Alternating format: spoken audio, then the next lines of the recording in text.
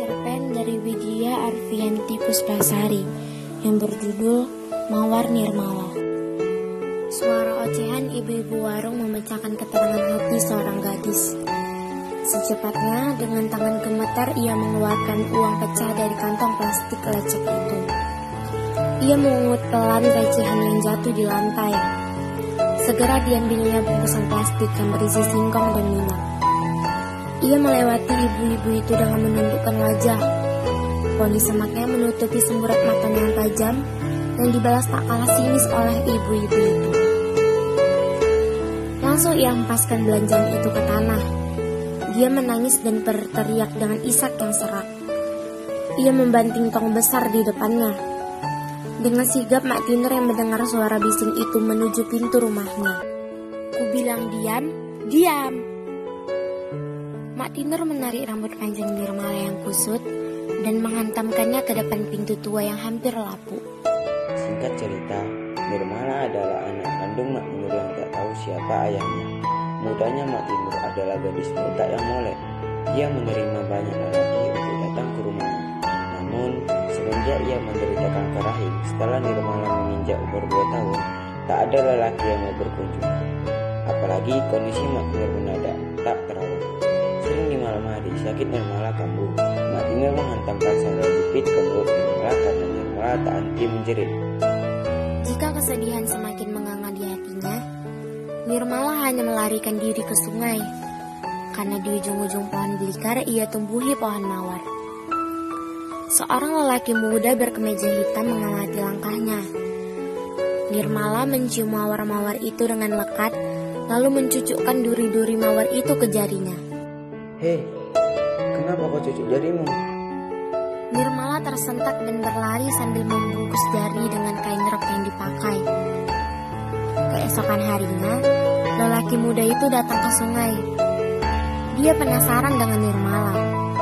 Di sisi lain, ia memang sedang mengerjakan proyek pembangunan untuk merapikan keadaan sungai di kampung ini. Akhirnya Nirmala kembali ke tempat mawar-mawar itu. Hei, tenanglah. Aku ini bukan orang jahat, jangan takut. Duduklah, duduk. Aku Brian. Kau masih takut? Nah, kau pukul aku jika aku berbuat jahat. Nirmala memegang kayu itu dan mulai tenang. Hei, kau kenapa? Siapa namamu? Dengan suara lirih dan penuh getar, Nirmala membuka mulut. Nirmala. Oh, Nirmala. Nama yang cantik. Jangan kau kusutkan wajahmu. Lelaki itu mematikan satu bunga mawar dan menaruhnya di telinga Nirmala. Hari ini, lelaki itu akan segera membereskan proyek itu. Salah satunya membersihkan sampah di sungai dan membabat bunga mawar yang mengelilingi pohon jati yang beberapa warga menganggap bunga mawar itu pembawa sial. Brian bingung. Dia takut Nirmala akan marah. Beberapa jam ia mengulur waktu, tetapi Nirmala tak kunjung datang. Akhirnya mawar itu dibabat habis. Nirmala baru datang. Ia terkejut bukan kepalang. Ia menjerit dan memukul dada Brian. Hei, tenanglah Nir. Aku bisa menjelaskannya. Nirmala menghentikan pukulannya. Ia tak mau mendengarkan perkataan apapun dari lelaki itu. Semua mawar yang dikumpulkannya ia dekap di dadanya. Setelah merasa cukup, Nirmala pergi dan meninggalkan Brian. Karena tak tenang akan mawar Nirmala, Brian bertanya kepada orang-orang kampung di manakah gadis itu tinggal. Setelah tahu di mana rumah Nirmala, segera ia pergi ke rumah Nirmala. Permisi. Cari siapa, Bang? Aku mau mencari Nirmala. Apa ini rumahnya, Bu? Sudah 3 hari ini Nirmala tak pulang ke rumah. Aku tak tahu kemana dia. Mak Tinur masuk ke rumah tanpa bicara lagi. Jantung Brian berdetak kencang. Rasa bersalah semakin melebari lapangan dadanya. Hatinya tak tenang. Tapi sudahlah.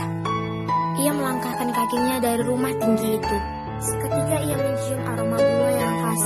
Ia menundukkan badannya dan melihat di sepanjang tanah yang berjarak semeter dari papan lantai rumah itu. Di Dilihatnya dari ujung, rambut panjang mengurai di tanah. Aroma mawar semakin tajam. Ia memasukkan kepalanya untuk melihat lebih jelas. Baju merah jambu logam itu membungkus tubuh. Tubuh itu seperti nirmala. Bunga mawar kering memenuhi atasan dadanya. Lelaki itu masuk ke kolong rumah dan langsung berteriak. Hanya Mak Tinur yang datang. Brian menarik tubuh nirmala yang tersangkut. Ia menyibakkan rambut gadis itu. Ia memanggil namanya, tapi gadis itu tak membuka mata. Ia mengecek tangan gadis itu, ternyata nadinya sudah tak mengalir lagi. Kata Mak Tinur, ia memarahi Nirmala karena membawa sampah mawar ke dalam rumah dan memukul bokong Nirmala dengan sapu lidi. Begitu saja kok. Brian tak habis pikir dengan ulah Mak Tinur. Ia segera menutup wajah Nirmala dengan sapu tangannya. Malang sekali kau, Nir. Baru berapa hari aku mengenalmu, tapi seakan ku tahu butir hidupmu. Maafkan aku yang mematikan semua mawarmu.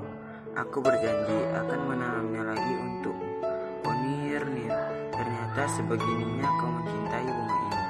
Pantaslah kau tak segan tertimpa duri